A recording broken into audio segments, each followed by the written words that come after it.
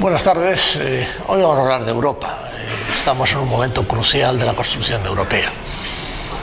Han sido muchos años de paz, consecuencia de los avances que se han hecho en ese sentido, pero eso no quiere decir ni que esté todo adquirido ni todo decidido.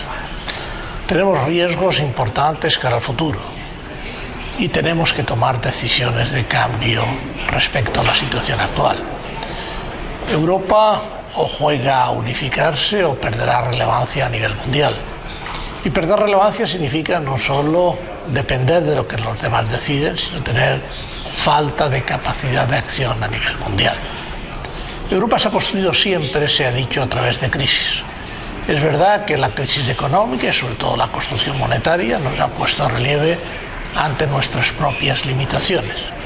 Y es fundamental que no nos equivoquemos, que tomemos las decisiones correctas, que podamos avanzar en alguna dirección y que al final de todo el proceso de esta crisis Europa salga reforzada.